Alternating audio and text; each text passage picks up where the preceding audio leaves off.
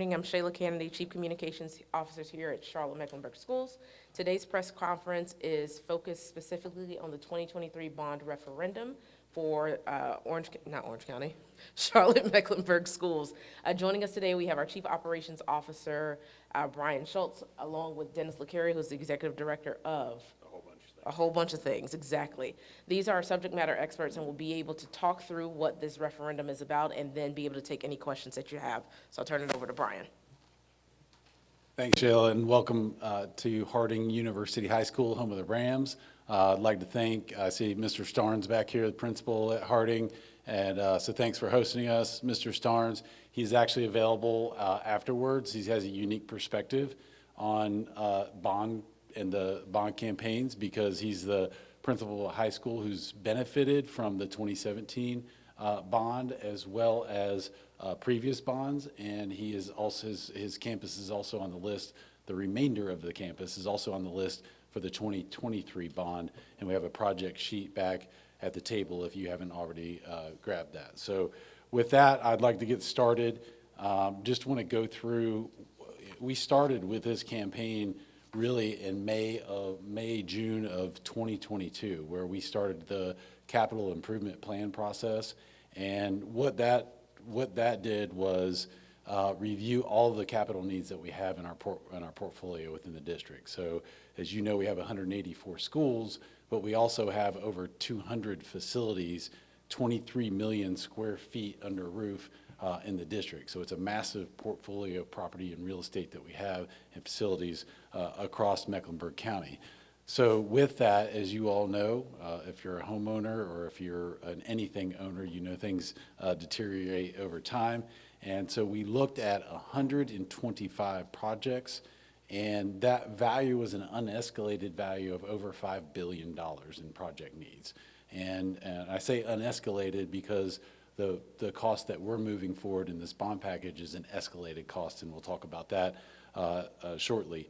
But so what you see today before you is a list of 30 projects, and Dennis will go over those in just a moment. And that's a subset of those 125 facilities that we said have some sort of capital improvement needs through them. So we went through a series of community engagement meetings. We circled the county. Literally went to 12 formal sessions in person. We did multiple virtual sessions as well. And then we went to over 50 community engagement sessions during that time. So we really spent a lot of our nights in those and weekends in meetings, engaging the community about what the needs are. In addition to that, we utilized a rubric to identify the highest priority needs. So we just didn't haphazardly pick out of the 125. So we really prioritized the top, really 40 projects, and then we narrowed it down based on the amount the county commissioners said that they would be willing to allocate. We had to limit that to then 30 projects at $2.5 billion. So within that rubric that we utilized to narrow down the projects, it was heavily focused on learning environments. So if you think about in here, it's fairly quiet right now, but we do not have a lot of outside daylight. What we know about outside daylight, that's really important for students and student learning. Multiple buildings, even in this facility, have overhead HVAC units that make noise. Those aren't conducive to great learning and teaching environments. And I know many of you have been at some of our new facilities where you don't see those units, you don't hear those units, and you see more daylight than you see even in this facility. So with that learning environment element on the rubric, which was new, we really wanted to make sure that we focused on the teaching and learning aspects of facilities while also increasing the capacity that we have. So through this, we've increased the number of seats that we would be able to offer relief to overcrowding schools while improving the learning environment at the same time. This bond project list, valued at $2.5 billion, is the largest dollar amount in North Carolina history. I'd also like to talk a little bit about our history with bonds. So in 2017, at that time was the largest bond that CMS had passed, or Mecklenburg County had passed. thanks to the voters. It was slightly under $1 billion at that time. And as you know, over COVID, things escalated fairly quickly. The county accounts for that escalation, whether they overshoot it or undershoot it. So it actually came back and had to request additional funds that valued over $1 billion in this 2017 bond. I think it's really important for you to know that we deliver on what we promise, and we are very transparent about that. So the link that you see up here is our CMS Construction Bond website. It has all of the projects from the 2017 bond. It monitors the completion rate, the dollar spend on each project, as well as where we are. So we're a little bit over 80% complete with that 2017 bond. So as we ramp the 2017 bond down, the idea is to ramp up on the 2023 bond projects that we have proposed to the voters of Mecklenburg County. So now I'll turn it over to Dennis Lecaria, who is our Executive Director of Facilities, Planning, and Real Estate, and he'll talk to you specifically about the projects. Thanks. Thank you, Mr. Schultz. Good morning, everyone, and thanks for being here. So, as Mr. Schultz noted, we have 30 projects, but they actually impact about 35 sites. So, some of these projects, in order to be completed, need to impact more than one school facility or campus. So they're rolled up as 30 projects, but when you look, you'll notice that it's actually about 35 sites that are impacted by this. The $2.5 billion, again, is the inflation total.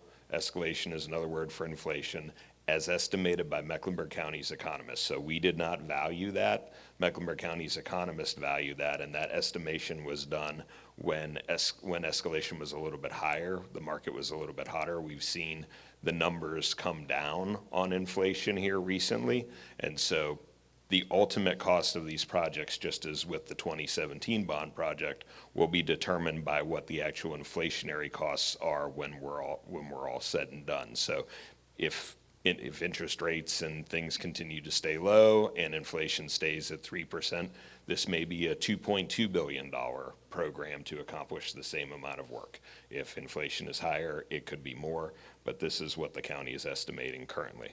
And so you don't need to memorize this. We have this information available in a lot of different formats and ways, including on the CMS website. If you go to the main CMS website, there's a splash screen that will take you to the bond page, or you can search there. We've also got printed materials on this, but you'll look and there are some things that are in common. There's some language that's the same across projects. So you'll see on-site replacements. So just as with West Charlotte High School, Lansdowne Elementary School, opportunity to build a new school on the same site. So the kids and staff stay in the existing building until the new building's done. We move everybody into the new facility. We demolish the old facility and finish out the work. You'll see a handful of off-site replacements, and so what that means is we own land within our attendance boundary for a school, or if it's a magnet somewhere else nearby, where we can actually build a new facility and then move the students without having to necessarily change any student assignment patterns. Because the one thing that we had to bear in mind is the same dollars that are available to us to build schools, replace schools, renovate schools, is the same pot of money that would be available to us to buy real estate. And so we did not want to take any of those dollars and buy land. So we were very intentional about putting as much of the money as possible into classrooms and transforming teaching and learning spaces, and not in investing in real estate. So we're leaning very heavily on our existing portfolio first for those real estate assets. You'll see things like at South Mecklenburg and here at Harding, where you see balance of campus replacements. So if you step out here, you see the new Eric Ward gym, you see the new admin building. Those things are good. Those are recent investments. We want those to stay. But what we will do is we will program a new facility that will essentially connect those two things on this campus, so that it behaves like a single building high school, like Rocky River, like Huff, like West Charlotte, like Palisades, if you're familiar with any of those. So we'll ensure that the building behaves more like that than it currently does. It'll be a more compact footprint, and then that will allow us to demolish the balance of the existing campus, go back with new car park, new bus lots, and all new athletic fields and amenities. So you'll see balance of campus replacements throughout when you're looking at this. We have a new Second Ward High School downtown that will take the program at Hawthorne. We're in conversations with the local hospital system to work together on the design of the program that will ultimately be hosted there. You'll see a variety of projects throughout the county. I think that's the other thing that's really important, is to recognize that there are needs throughout the county, and there are a lot of schools that are older and smaller and have these learning environment issues that are on the periphery. So Matthews Elementary School, Cornelius Elementary School, Huntersville Elementary School, and they're also older and smaller than our baseline. So by replacing those, we not only change the environment for the staff and the students who are there, but we can also look at either adding or expanding magnet programs or adjusting a boundary to get relief for an adjacent school that is over capacity. So that's part of our thought process. Garinger High School is on the National Historic Register, so we have to be very delicate when we're working on that campus. So it's not an opportunity to replace the campus, but continued renovations and additions there. And then part of the way that we dealt with our funding disconnect, so we had 40 projects, we cut that down to the 30 projects, and the cost to deliver all of those was $2.9 billion escalated, and Mecklenburg County said, we're only going to advance $2.5 billion to the voters, and we appreciate that, and that's not a criticism at all.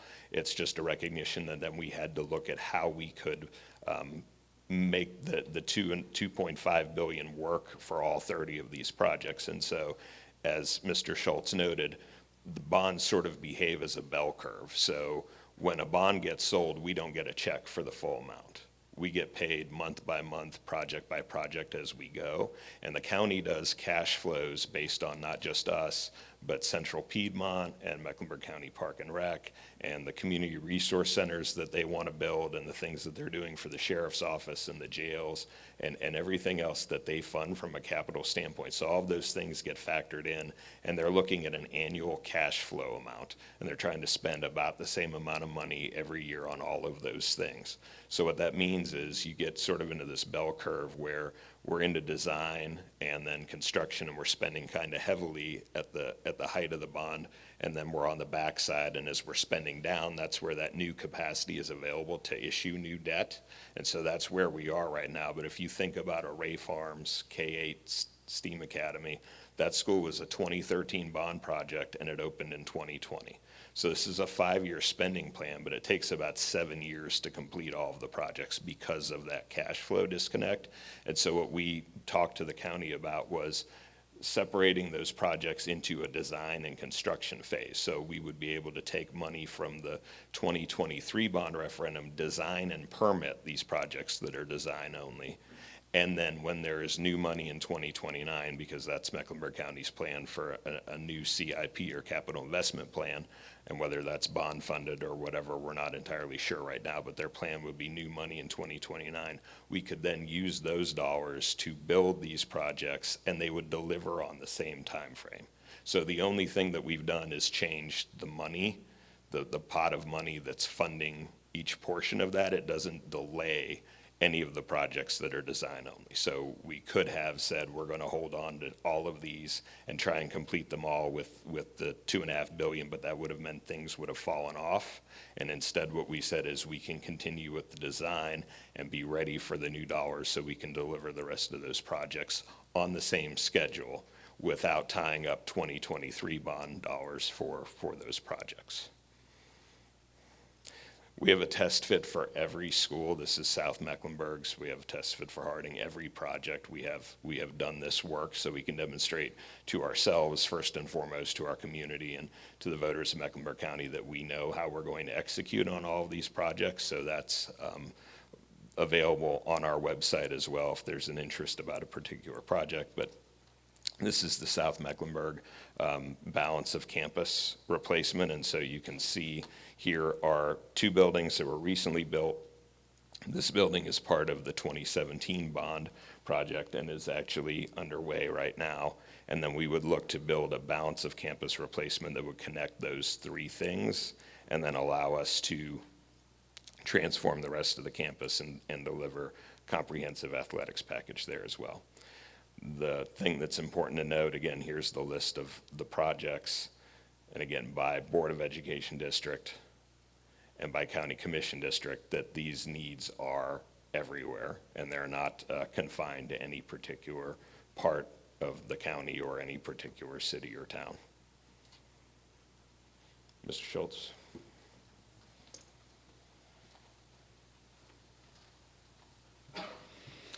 Thanks again. And I did want to mention, when you look at the project, so it's very heavy on the high school side. And there's a couple of reasons for that. One is this goes back to the rubric in the learning environment. They are aging facilities. But if you think about some of the high schools on the list, like an East Mecklenburg High School, a North Mecklenburg High School, Harding University High School, we have others that are open campuses. So when you think about this, it's not only are we getting new buildings and better learning environments, but there's also an impact on other things. It's an impact on efficiency of how students transition to classrooms. And then most importantly in all of that, it's the safety and well-being of our students. So you think about West Charlotte High School is a good example. We had over 10 buildings at West Charlotte High School prior to the last bond. If you've been there, beautiful campus, you roll up on the front of campus. If you haven't been up on the front of campus yet, it's just accessible for this school year with the white lion sitting in front, and then they have basically a mural history of their school as you walk into the front entrance. It is beautiful, but the other great thing about West Charlotte is it's one building. That means that we have two main entrances that students and visitors come in and out of, and it allows us to secure campus. And so in this day and time, we're constantly thinking about safety. So when you think about those open campuses like an East Mech, a North Mech, Harding University High School, that's an added element that we are purposely scheduling into these schools. Even here, where we would leave the two buildings, the newer buildings where you come in at the office, and then the Eric Ward Gymnasium that are part of recent bonds, we would physically connect those buildings to the new building that will be established here at Harding. So that is all being programmed with safety in mind. And that's an important element that I could talk a lot about, but I won't do that to you unless you have questions about it. The next is just really the communication piece. So the rules of engagement are a little unique. For school employees, we are not allowed to advocate a yes or a no for the bond. We're in our school capacity. So we can't use school email, we can't go to the copier and make copies for things that would advocate one way or the other for the bond. What we can do is provide information, which is what we're doing for you today. Superintendent, board members can actually advocate for the bond in terms of influencing people how to vote. Also, community members can do that as well. And so, which is why we have this slide about bond communication. So internally, we have an information campaign basically internally with our staff, and we did some of that last night with some community engagement. There was some engagement sessions with staff. We've been doing that really since this summer, specifically with the project site principals. There is an advocacy campaign that is led by the Charlotte Regional Business Alliance. So we in our official school capacities leave that up to them to influence the final determination of how people vote.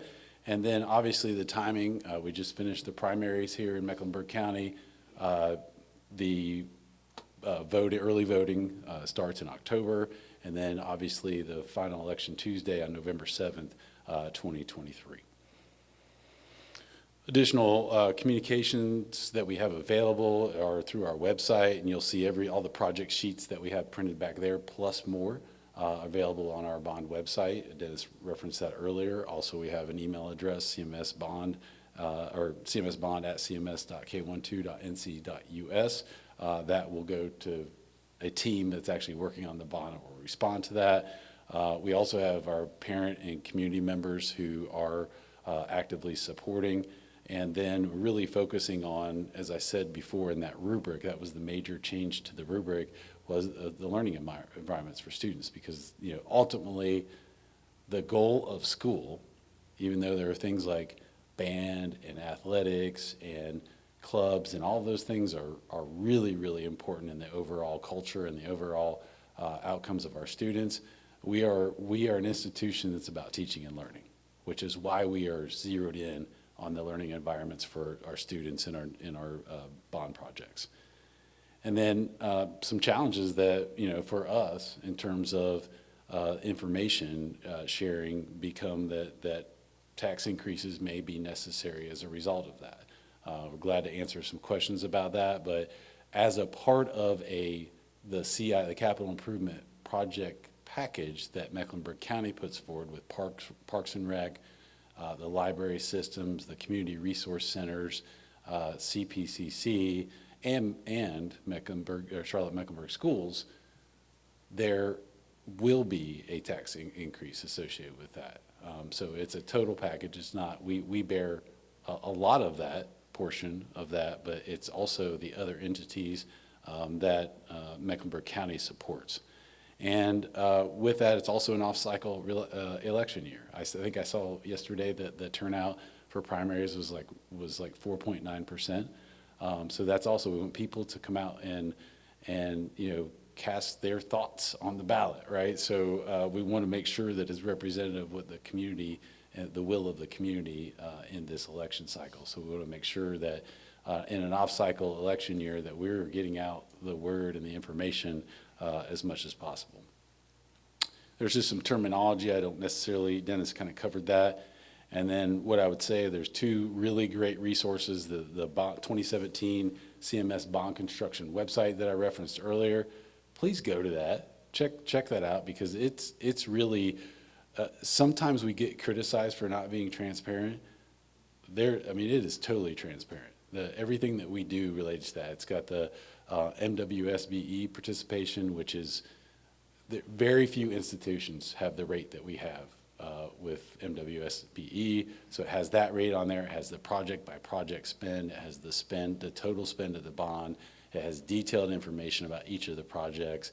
And then obviously we have those projects that can be visited as well, so people can really see what type of product we put forward. I think the other thing, and I mentioned this last night at a group that I was talking to, is we really take into consideration the local culture and history when we're planning these. So a good example of that is we're currently building, it's an on-site replacement, Bruns Academy. Bruns Academy in that area was a textile area. So we're including some of the local textile features into the design of that school. Shamrock Gardens is another one, the 2017 bond. They've had a gardening program there that will rival, any in the area. So some of the design with Shamrock Gardens was designed with gardening in mind. So we really do try to take in some of the local traditions and not just replace it with an institutional, type feel of a school with the natural daylighting, and then taking in the historical aspects and the functional aspects of the schools are really, really important to us. And you'll see that in some of those 2017 projects. And then lastly is the bond information website that we've referenced. Here's the QR code and the URL for that. And with that, I will wrap it up and take any questions that anyone may have for me, or Dennis.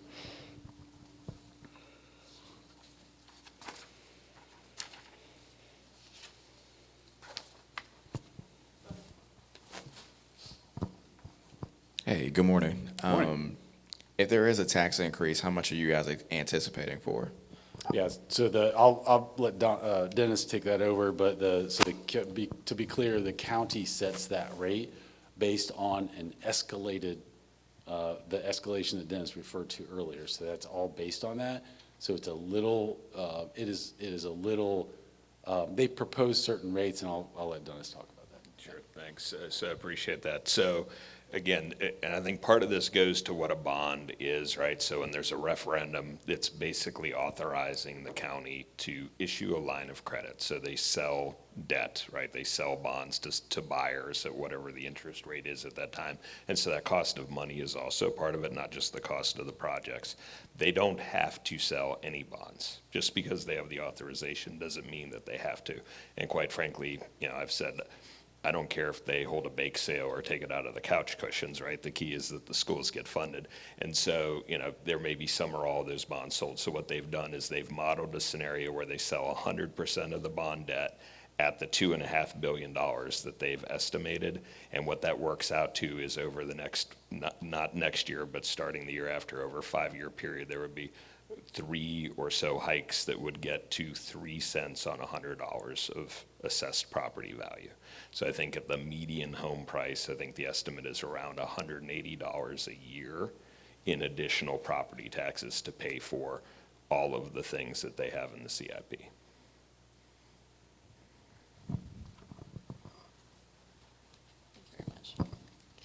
This is a pretty large package. Why go for 30 projects all at once as opposed to splitting it up into different bond packages?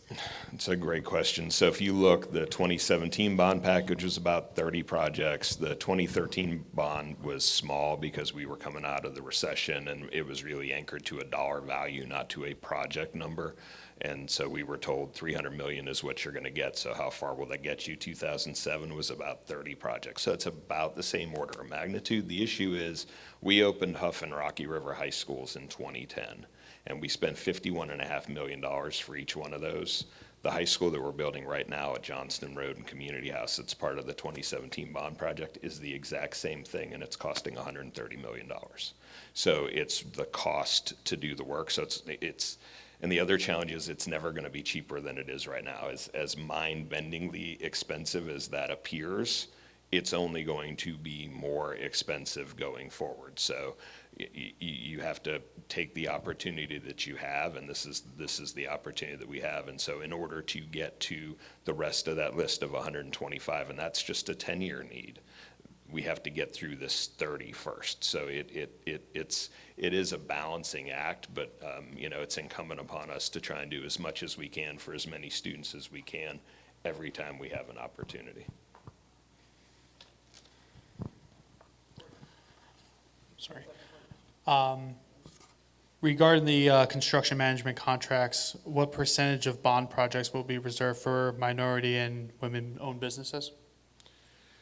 So that'll actually work out as we go through the bid process. If you look, though, our history is on display, and so it will be comparable with what you've seen in the past, and we're working with the same, generally speaking, same sort of construction managers, the same A&E firms, generally speaking. So folks who have a history with us and a track record and know what's expected of them relative to the MWSB percentages. So I would expect the 2023 program to look very similar to the 2017.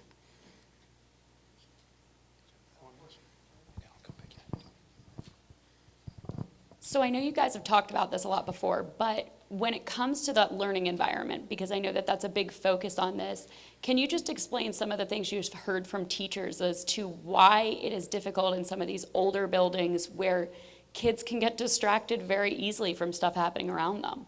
Absolutely, and I think some of you have toured Allenbrook and seen some of those facilities as well. And so, there's a thing with education where these pendulums sort of swing. And so there was this point in time where the open classroom floor plan was a model. And so you built these giant rooms and you put a whole bunch of kids in there and a bunch of teachers, and people worked through stations and all of that. And that fell out of vogue. And so those classrooms got subdivided. And when they got subdivided, they didn't get block walls, they got partition walls that aren't very acoustically sound. Sometimes when those divisions happened, 2 classrooms kept windows and the other 2 classrooms lost windows. A lot of these schools, especially that are on this list, weren't built with central heat and air. certainly not air conditioning at all. So air conditioning was retrofitted, right? And when the air conditioning was retrofitted, it was those fan coil units, water source, because we had a boiler that could heat things like through the radiators, believe it or not. And then you would have a new chiller that would cool the school by using water. So when you see these fan coil units, it's a fan blowing across a coil with chilled water in it, and that's how the room is cooled. And so you've got the partition wall that doesn't really do anything for acoustic separation. You've got a classroom now that has no windows because it's been isolated by those partition walls, and we've retrofitted your air conditioning with this unit that doesn't introduce any outside air and is noisy. Right, and so with all of those things plugged in together, it just means we're sending kids to school in a closet, quite frankly. And so, you know, the teachers see that, the teachers feel that, the students see that, and they feel that too. And so it's incumbent upon us to make those situations better so that our staff feels valued, our students feel valued, and everybody can do their best work. Can I add Sure, to that, please? totally.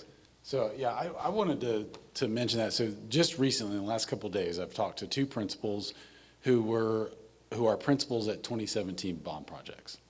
Shamrock Gardens, Mint Hill Elementary School. Unsolicited, Mr. Morian, who's the principal at Mint Hill Elementary School, said, you know, Brian, I'll talk to anybody about what a new facility does for our staff, what it does for teaching and learning, what it does for the culture of the school. He said that many of his teachers came from aging schools, some of the ones that are on this bond project list. And he said that what it eliminates, what they have to fight against for teaching and learning and building culture is just a game changer. And he just, again, unsolicited, I didn't ask him, tell me about how that is. He just came up and told me what a game changer it is for it. We had Principal Potter, Shamrock Gardens, actually just yesterday evening, reiterated the same thing. She just said what it does for her community, her students, the teaching and learning, the joy, the culture, everything that it brings to what we know is good and right for students and what we know that teachers deserve and what students deserve. That's what we are bringing to our students and our staff in these projects.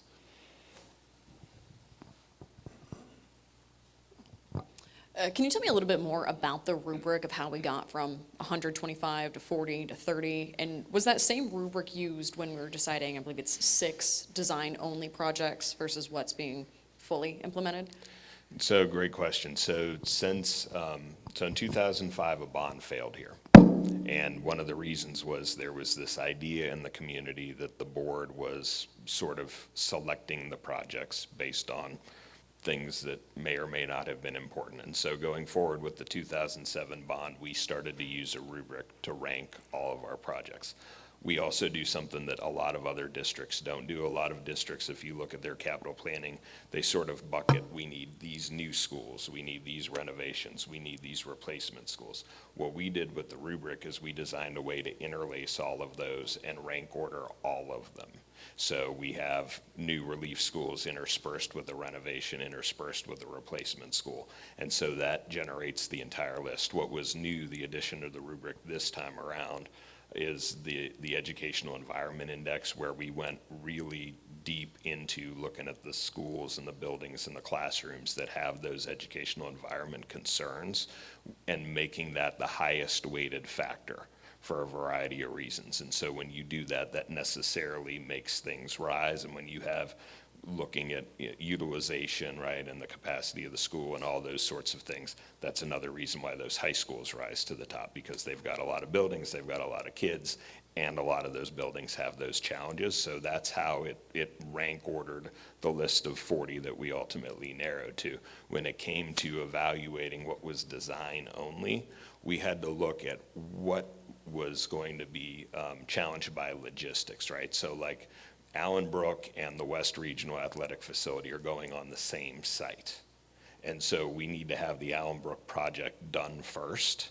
And so we'll master plan the whole thing, we'll build Allenbrook, but that meant we had to be done there and those kids in Allenbrook before we start work on the West Regional Athletic Facility. So that timeline meant, okay, this is an opportunity for 2029 funding. We can still open it in 2031, but because we need to get Allenbrook done first, that would need to wait. So we had situations like that where the Second Ward High School, Hawthorne, we need to have that built, have the Hawthorne program relocated before we could start Villa Heights. And so the timeline for that said, okay, there's another opportunity because it wasn't going to deliver until later to go ahead and say, all right, this is design only. So those were the things that actually led us then to decide which projects were going to be design only because they were going to deliver so late, or they had some other logistical challenge where A had to happen before B.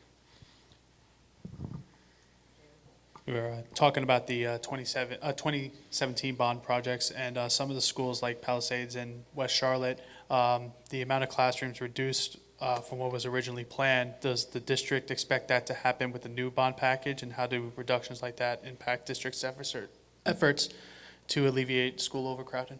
So the 125 to 100 was actually a decision around what's actually best for students and staff, and there's a whole lot that goes into that, right? But if you've got, people always say, why don't you just keep adding classrooms? Why don't you just keep adding student populations? There's a lot of reasons for that.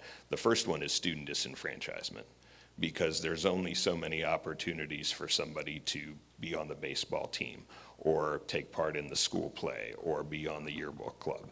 And so the more students you have, the fewer opportunity there is for students across the board. The other thing is, if you look at high schools, the state of North Carolina actually has a schedule where they allot teachers and staff members according to the number of students. And that number of students is capped at 2,500. So that means if you have a high school of 2,500 students, you get 4 guidance counselors. If you have a high school of 5,000 students, you get 4 guidance counselors. So there's a situation where you're saying we're really getting diminishing returns, and we're challenging how much we're asking one human being to be responsible for. And so it was more appropriate to reaffirm our commitment to the 100 classroom baseline high school, which was what was done and then carried forward. And so all of the projects that you see are tied to our 100 classroom standard for the high schools, which is what Rocky River was, which is what Huff was. So it was more about bringing it back in line with what we think is best for staff and students.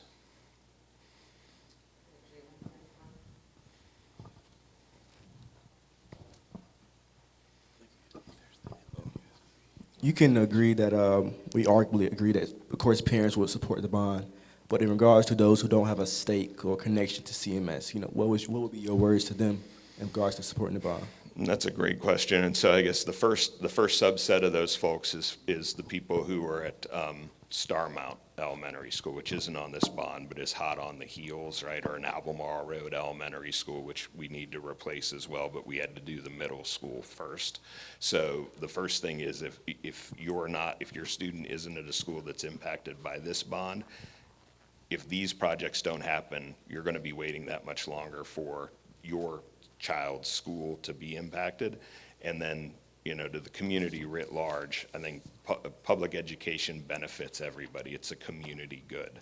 And making sure that we have strong public schools is also key to making sure that we can keep the economic engine of Mecklenburg County going, that we will still be attractive to folks who want to relocate here from other places, open businesses, relocate their businesses. So all of those things are totally dependent on having a solid public education platform. And so the key to that is having the facilities that we need in order to deliver the best possible education that we can, because we know that we actually have buildings and classrooms that are holding our students and staff back.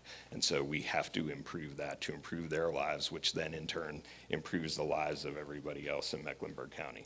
At some point, somebody's going to find themselves in a nursing home and they're going to want somebody to take care of them.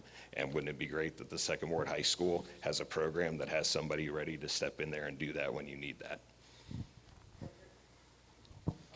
Speaking of Second Ward High School, can you talk about the significance of building that Second Ward High School, since that was the first black high school in Charlotte? It was torn down.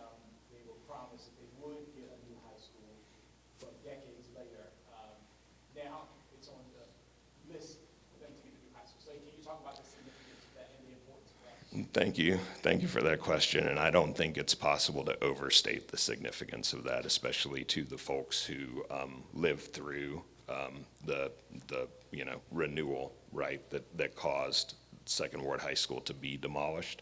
So we recognize that the Second Ward Alumni Association's a national association, and the impact that that school had on people across the United States and their families for generations to come. And so this was a promise that was made in 1960 or 1961, and I think it's incredible that we have the opportunity to bring that promise to fruition.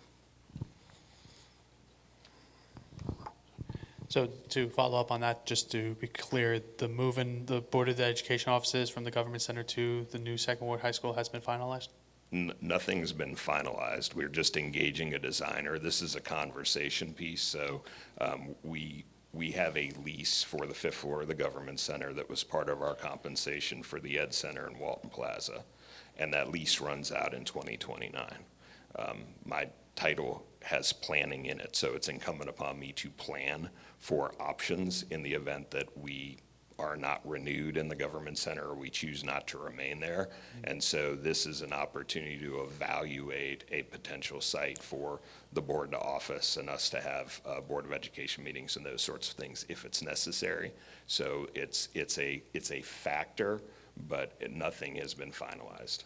And just my last question, the 2017 bond is well over $922 million cost that the voters approved. Does CMS have any projections for how high the 2023 bond can go over the $2.5 billion?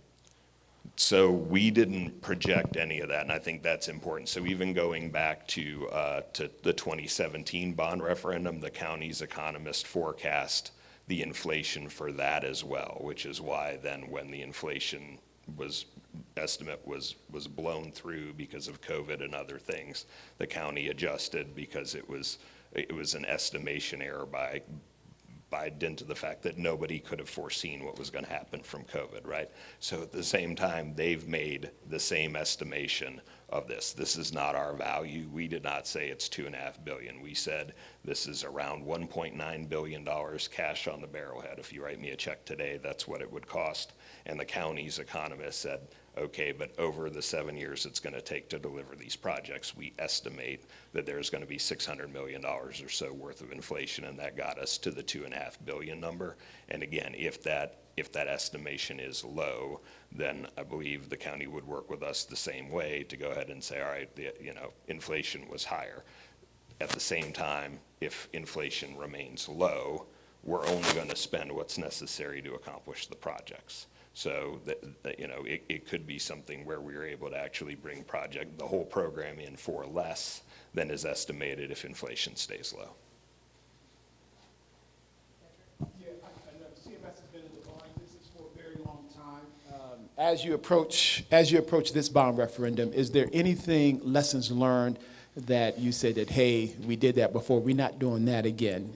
Can you tell us what you're not going to do again during this whole bond referendum? So can you clarify a little bit, because there's a whole lot of things I wish I didn't do. Well, give me your top 5. I don't like burdening our staff with waxing floors. So, I mean, a lot of the things that we're looking at is actually how we can improve the buildings that we're delivering because of the challenges that we're having with operating and maintaining them. So in a world where we have a shrinking custodial staff and we need to reallocate resources to teaching and learning more appropriately, then that starts saying things like maybe we don't need vinyl tile in every building, and maybe we don't need to strip and wax buildings anymore. So those are the sorts of things that we're absolutely looking at going forward. Water quality measures, we're all in on all of those sorts of things. A surface rain garden creates a whole lot of challenges to operate and maintain that below grade detention and retention doesn't. So we're looking at that as something that we're doing across the board. So we're looking at our HVAC systems because we know the importance of air quality, right? And so looking at better technology that's going to make sure we're purifying the air and dehumidifying the air better than we're doing today is absolutely part and parcel of that. So a lot of it is really looking at not just what we build, but what we're turning over and what we're expecting our maintenance staff to deal with going forward. Sure. So, hi, Dedrick. I missed you. Yeah. Hey, so the other thing I think that, and you'll see this if you go to the bond website and you see the collateral, every single one of the project descriptions has a test fit on it.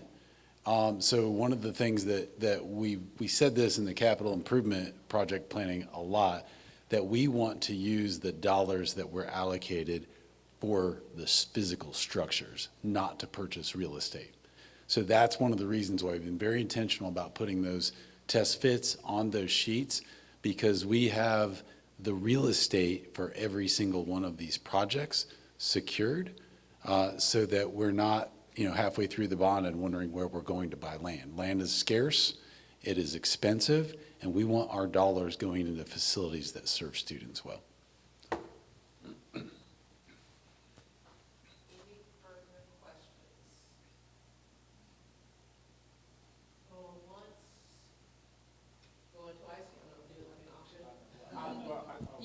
Just one more.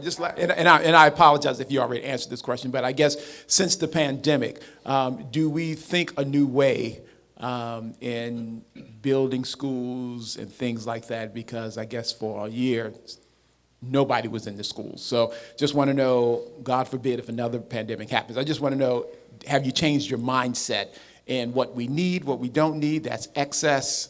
Can you talk to me about that and conversations you may have had behind closed doors about that? Sure, it's a great question. Again, I think the two single biggest factors are daylight, right, and access to operable windows. That makes a difference, right? Making sure we're getting fresh air one way or another, and daylight is a great sanitizer.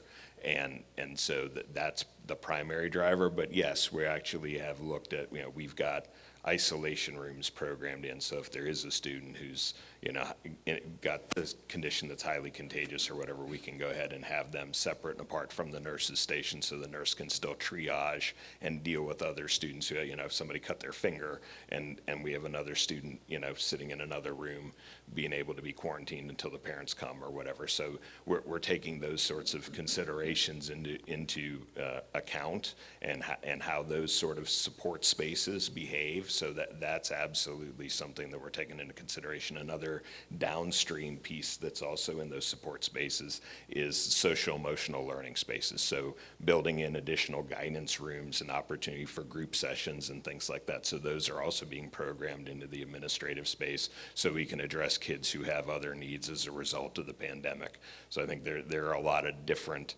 things that get translated into the built environment as a result of the lessons that we've learned. And that would be in all schools that are on this bond? Absolutely, just as with the security vestibules, all those sorts of things, so that, this is going to be a standard. Yeah, and that you kind of touched on it, Dennis, there at the end, the security vestibules. So the other piece is the safety. So what we learned, health and safety, both, from the pandemic. When students came back from being on a remote learning, it's not a secret. There were challenges nationally on the mental health side that then manifest in multiple different ways, in behaviors, in depression, in anxiety, and other manners. So we have to take that into consideration in the design. And then on the physical safety design as well, the security vestibules at every building. But there's environmental design, the external design of that allows for safety on the external side. But then, I referred to the having one building, locked perimeter with, with systems in place that allow for us to screen and secure people and come in through one entry. So that's another piece, because we saw that proliferation of, some aggression. We also saw the proliferation of firearms in schools. So we have to account for that.